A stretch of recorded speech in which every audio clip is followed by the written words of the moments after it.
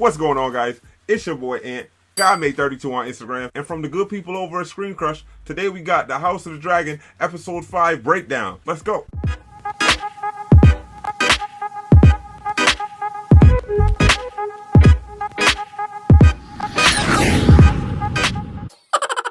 And yeah, man, we back with the House of the Dragon breakdown, man, and I can't wait to get into this one.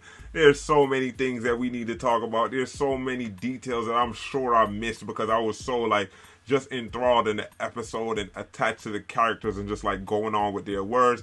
I'm sure I missed way too many things in here, and that's why I love coming over here to see what these amazing, super attentive watchers, if they've got something that I didn't catch in the episode. And if you like what you see in here, please go ahead and do the YouTube things. Like, comment, and subscribe. And if you want to be notified when we upload new videos, go ahead and click that little bell icon. In the Vale, men are made to answer for their crimes. In the Vale. Even Targaryens. It's time for another wedding in Westeros, and though the murder happens before the ceremony, the ceremony itself wasn't a very happy one. That's what I'm saying. Everything's been marred Welcome back in to death. ScreenCrush. I'm Ryan Arey, and this is all the Eastereggs, references, and little things that you might have missed in Episode 5 of House of the Dragon. We get our first look at Runestone, which is the seat of House Royce and the Vale. You remember Tyrion, the Moondor, all that stuff. All that we good quickly stuff, meet right. Lady Rhea and her cousin. Now you'll remember that she is the estranged wife of Daemon Targaryen. He hates her, and as we soon discover, it's mutual. She doesn't seem to like her cousin Gerald either, so maybe she just doesn't like anyone. Having a husband unsuccessfully try to divorce you around 1,000 times might have that effect. House Royce is one of the Vale's most prominent houses, and we've met two of its members on Game of Thrones. Sir Waymar Royce is one of the first characters that we ever met in the entire series, and his father Jon Royce was a presence on the show from season 4 onward. When she returns to Runestone, Lady Rhea runs into Daemon, and as we've already mentioned, her disdain for him, not subtle. Husband? It's made even more clear that Daemon doesn't make it a habit of visiting often when she asks him about what brings him to the Vale. Her remark about sheep lets us know that Daemon's ongoing parade of insults about both her and the Vale have reached her ears. In the Vale, men are said to sheep instead of women. I can assure you, the sheep are prettier. Our sheep are prettier, after all. Now she knows what buttons to push with him, though, giving him a diss about how Viserys chose Rhaenyra to be his heir instead of Daemon. She's not afraid until she asks what Daemon's gonna do now, and when he wordlessly continues to advance on her horse, she seems to realize that the moment has finally come. Yep. Now, as formidable as Lady Rhea looks, Daemon is as unpredictable to her as he is to us. That's a big fact. Now her line of "I knew you couldn't finish," as well as her remark about their unconsummated marriage, lets us know that she might know about Daemon's sexual problems. Is he going to leave her there to die, like Arya once left Sandor Clegane? Nope, he's not. Now I didn't catch this last week, but apparently in the brothel, Daemon was unable to be aroused. In the after-show interview, the creators claimed this was because his power dynamic had shifted during that scene. So Daemon's marriage was done out of duty and not out of love. It ends in murder and will only lead to more conflict. When paired with secrets becoming more private knowledge, Rhea's remark about war and sexual appetites in general, you have a scene that almost represents this entire episode. So what is Daemon going to do next? This isn't going to be big on dignity! He's going to put his foot where it hurts and apply pressure. When we first see Viserys, he's being brought a bucket to throw up in. He waves the bucket away, trying to contain his puke before giving in and vomiting over the side of the ship. Now this shows that he is losing control of his body. This might just be seasickness, but the king looks like a tired and sick old man for most of this episode. He is well past his prime, and the vomit is going to come up whether he waves a bucket away or not. We see that Lord Lionel Strong, former Master of Laws, has now been made Hand of the King after Otto Hightower was sacked in the previous episode. When he hands a handkerchief to the king post-vomit, we couldn't help but think of his role has been reduced to what Jaime Lannister once said it was. The king and the hand wipes. When Rhaenyra sees this happen, it's reinforcing for her exactly what her duties as a Targaryen heir are. She didn't take these duties seriously during episode 4, and Viserys had to remind her of the bigger picture, including Aegon's prophecy. Now, seeing the king in such a frail position lets her know that her time could be closer than she thought. She's taking her role seriously, and no longer wears the Valyrian steel necklace that Daemon gave her around her neck. She took it off following their encounter in the previous episode, but it's stayed off now. She looks ahead to their destination, and we can see the weight of responsibility hitting her. She doesn't look at her paramour, Sir Criston Cole. She only looks ahead. When Alicent says goodbye to the departing Otto, he lets her know that him being fired was not part of his plan. Alicent screwed up. You chose Rhaenyra. Now, you'll remember that Rhaenyra swore her innocence to Alicent, and that Alicent believed her. This mother's played right into grave. Viserys sacking Otto because Otto told the king otherwise. They were all talking about Rhaenyra's dalliance with Daemon, though none of them knew about Rhaenyra and Sir Criston. You wanted to believe her, as did her father. This scene cements that Otto very much wants Aegon II to be the heir over Rhaenyra, and that he's been scheming to achieve that from the start. From the very beginning. And if Rhaenyra succeeds him, war will follow. Do you understand? But why is there going to be war? Well, to start with... You're a woman. Yes, I hope that's not a problem. Also, Rhaenyra would have to kill all of Alicent's children to achieve succession. Boar on the floor. Boar on the floor. Now, it's hard to tell if Otto is a schemer or if he has legitimate concern for the realm. You're no fool, and yet you choose not to see it. Alicent can no longer have a foot in both sides of this issue. She's going to have to choose Rhaenyra or her son, Aegon. You must choose. The way Otto hugs her goodbye does make us think that underneath all of this manipulation, there is real love here. We finally visit Driftmark, which is the seat of House Velaryon and home of Lord Corlys. In Martin's writing, Lord Corlys built a second castle on the island called High Tide because Driftmark Castle was too cramped. He moved his driftwood throne to the High Tide, which was so named because it was built on an outset island that only connected to the rest of Driftmark when the tide was low. King Viserys groans his way through the gates, and while he was expecting this, he gets this. Sir Laenor, Joffrey Lonmouth, and Lady Lena are there, but Lord Corlys, in an obvious move to show his superiority, is making the king come to him. Is this how House Velaryon greets its king? Viserys is too tired to care. Let's just get on with it. When Alicent is once again seen in the Godswood, where the old gods are worshipped, we wonder what's going on in her mind. The show has put her in the Godswood on more than one occasion, and we think this is irregular for a Hightower. Their house is based in Old Town, and so was the Faith of the Seven in this era. These are two conflicting religions in Westeros, and House Hightower has very strong ties to the new gods. But whatever the reason, when she's greeted by Larys Strong, aka the Clubfoot, we're reminded of something Tyrion once said. A tender spot in my heart for cripples, bastards, and broken things. Larys is the son of Lionel Strong, now Hand to the King, and he proves to be a powerful manipulator here in our first real scene with him as he pours poison into Alicent's ear, even at the detriment of his own father's rise. The manner of your father's departure. I feel something of an injustice. Now, Larys the Clubfoot is looked down on and ignored by everyone at court. He was placed with the women during the hunt a couple episodes ago, but here he makes it clear that he is dangerous. When one is never invited to speak, one learns instead to observe. He is most certainly faking a stutter when he feigns concern for Rhaenyra and tells Alicent about the moon tea. The Grand Maester delivered a tea to the princess's chambers. With just a couple lines, he has Alicent questioning both Rhaenyra and Viserys. What happiness it is to have been wrong. And he proves that he would be right at home with these two. A simple word to the Queen. One shudders at the thought. When Viserys and Lionel walk the halls of High Tide, one shudders at the thought. You can faintly hear the melody of a song once sung by the full Patchface in Martin's writing and sung by Shireen Baratheon on television. I know, oh. As if the remembrance of this song wasn't enough, the walls of High Tide are covered in the artwork of ships, and there's more shell decor around than you'd find in a Red Lobster. Corlys continues to play his game of dominance, only kneeling when he absolutely has to. And when he continually offers the king a chair, he might as well be saying, hey, you're old and sick, have a seat. Princess Rhaenys, the queen who never was, is definitely in on this act. Are you well? When they shared the news that Lady Rhea Royce has been killed in a hunting accident, nobody in the room seems to believe that's how she really died. Lady Rhea was a fine woman and a good wife to my brother. Rhaenys drops the fact that Rhea was to inherit Runestone, and this is going to be important later on. Viserys is almost sleepwalking through his proposal that Sir Laenor marry Rhaenyra, using much of the same "let's unite our two great houses" talk that Corlys gave him when he tried to marry his daughter to Viserys himself. The Coughing King is not in as powerful a bargaining position this time, though, as Rhaenyra is a female heir with her honor in question. Viserys' sense of history and family honor are shown when he doesn't budge on succession. Any children of Rhaenyra and Laenor may take the name Velaryon, but their firstborn child, male or female, must take the name Targaryen when they ascend the Iron Throne. Dragons will rule the Seven Kingdoms for the next 100 years, just as they did the last. When the soon-to-be bride and groom have a walk on the beach, they both have duty on their minds. They know that this is a political marriage, and Rhaenyra is already aware that Laenor's attractions don't tend toward women. Dare I say it is a matter of taste? I prefer roast duck to goose. If that's what your kids are calling it these days. Now, neither of their appetites will ever change, so Rhaenyra proposes this. That we perform our duty to our fathers and to the realm, and when it's done, each of us dines as we see fit. She's going to do her duty, but she's not planning on being chaste for the rest of her life. She also knows a dangerous secret about Laenor. Homosexuality is not condoned by the faith of the Seven, but if you're a lord or lady, we've seen these rumors become nothing more than open secrets. On Game of Thrones, it was only when the faith became militarized that Loras Tyrell faced very harsh consequences. Death!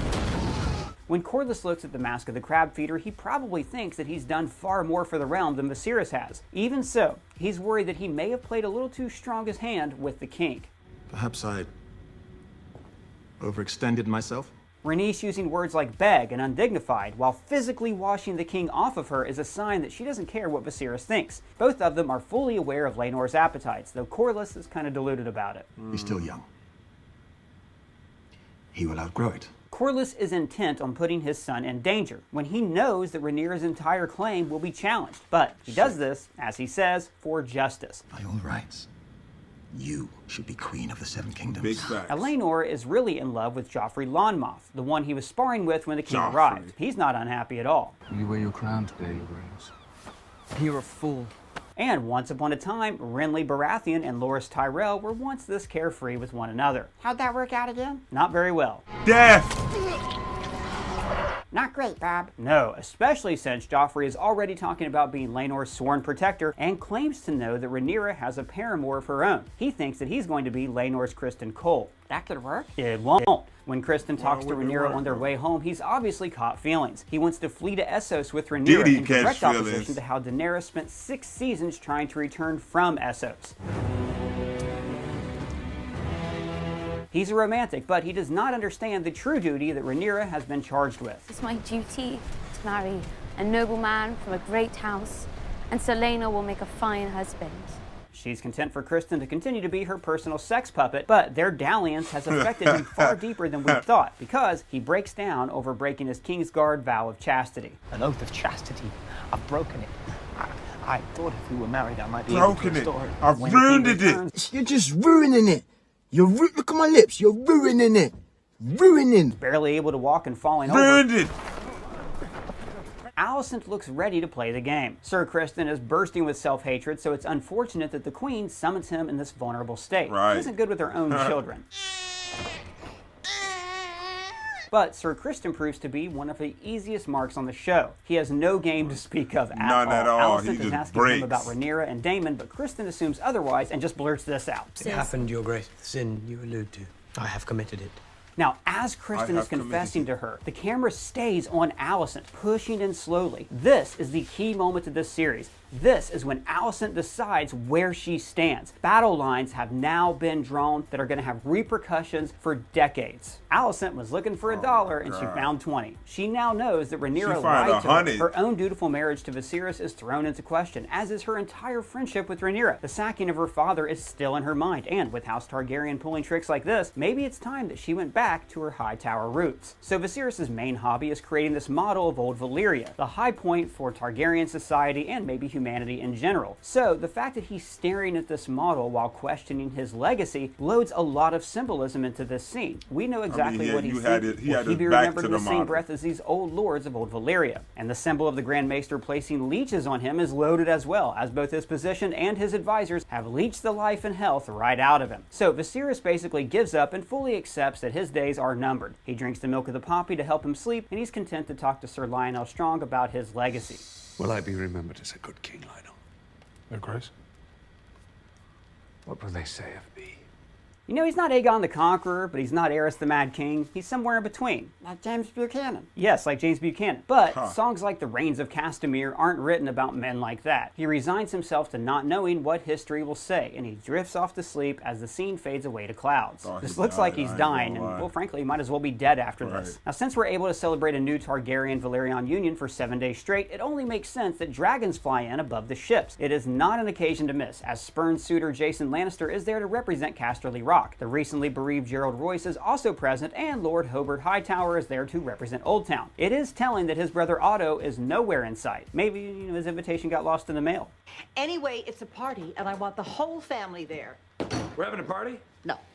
Viserys probably won't be a great king in the histories, but he has thought of a contribution that he can make to their pages. I wanted this to be a wedding for the histories. Jason Lannister takes the opportunity to respond with a tired joke about women. This is why men wage war. Because a woman would never be ready for the battle in time. And Rhaenyra looks like she wants to instantly turn to the Mad King and burn this guy alive. And this offends you as a Jewish person? No, it offends me as a comedian. When the soon-to-be king consort enters the room to big applause, both he and Rhaenyra greet each other and look like they're content to be playing their parts. In case we've forgotten how a marriage of duty can end, Daemon Targaryen breezes in and gets a dirty look from Gerald Royce. He may have just finished doing the weather report on the Today Show. Strong storms in the middle of the country. New York's doing all right. Bit of sunshine. But the feeble mind of Viserys does not remind him that he's supposed to be in exile. Possibly because Lady Rhea is now dead, Daemon grabs a chair and sits on the high dais with no one saying anything. Such is his aura, such is his legend. Bastard Damien. When Viserys begins what could be the actual speech of a king, Alicent makes her entrance, very much interrupting on purpose. She's claiming her power at last and wearing green. As we've mentioned, Old Town is the home of House Hightower. Alicent is all but calling her banners as she walks into this room. And as the king tries to finish, unlike Daemon, there are looks all around. Daemon to Rhaenyra, Rhaenyra to Daemon, Criston to Rhaenyra, and Joffrey to Laenor. Green is also a very important color in the book that is closely identified with Alicent's faction at court. I'm actually not going to say any more because of spoilers, but this is a huge moment in this show. When Laenor and Rhaenyra dance, he eases her discomfort by saying that it's not much different than combat. Once again, we were reminded of Arya's dancing master, the greatest character in the entire saga. Your dancing master, Syrio Forel. Alicent doesn't stay next to the king. She talks to her Uncle Hobart, who is proud that she is not withered. She stands tall. Like a high tower. That's right. He also says that he and their house stand with her, and, going by the look in their eyes, everyone in the room should be concerned. The only one in the room concerned about Daemon is Gerald Royce, who calls the prince out on killing Lady Rhea. Men are made to answer for their crimes, even Targaryens. Who are you? The accusation is made, and Daemon's response of men having to answer for their slanders in King's Landing is pointed right at the king. There is still much slander likely being whispered about both Daemon and Rhaenyra, and nobody has answered for that at all. So why did Daemon kill his wife? Well, partly out of hatred as a way to get out of exile, and also to inherit all of her lands. She's got huge tracts of land. He plans on visiting the Eyrie to plead his case to Lady Jane Arryn. You remember the Eyrie from Game of Thrones, where Bronn defended Tyrion in trial by combat. When Daemon visits, he won't have to go through the arduous ascent that Martin writes about in the book A Game of Thrones. During Aegon's conquest, dragons flew right to the top of the Eyrie with no problem. In fact, young Ronald Arryn rode Vhagar around the Giant's Lance several times and loved it, earning himself the title the King Who Flew. While Daemon flirts with Laena Velaryon, Joffrey tells Laenor that he thinks that Criston Cole is Rhaenyra's side piece. Every player in the Targaryen-Velaryon sexual drama is coming apart in this scene, and Joffrey puts it over the top when he proposes some kind of sworn protector side piece alliance with Criston. You don't know me. Pushed him right over the edge. No, but we are both deeply invested in this union. And when he reveals that he knows Criston's secret, the look on Criston's face changes. He's not really at home anymore. Viserys continues to rip up chicken and stuff himself. It's like he's preparing for a Denethor audition. He looks like he's about to give the rest of his life over to baser pleasures, like another king that we've seen. Go find the breastplate stretcher. Now! The breastplate stretcher. The breastplate stretcher. When Rhaenyra and Daemon finally talk once more, they speak in High Valyrian, and when these two do that, it shows that they want privacy and that they're in their own private little world. Rhaenyra is still able to undo him just like she did on the Dragonstone ramparts, and she's possibly even more effective at it following their shift in power in Episode 4.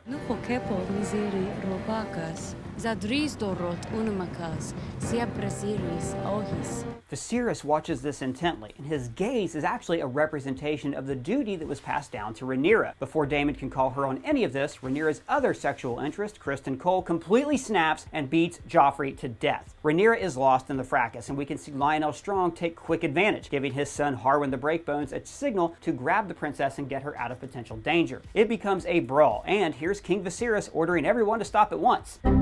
He says nothing, and he orders nothing. He drips some blood out of his nose onto the table, and that's his only contribution to this mess. Well done, Your Grace. Fuck you! Fuck you! I'm fucking dying here! I'm fucking dying! Laenor cries over the body of his dead love, and we immediately cut to him being hastily married to Rhaenyra. His lover was killed by his bride's lover, so this marriage of duty is bound to be nothing but sunshine and happiness. So the wedding is then held immediately with no great feast or ceremony. Their vows are similar to what we've heard on Game of Thrones previously. I am yours, and you're mine. You're mine, and I'm yours.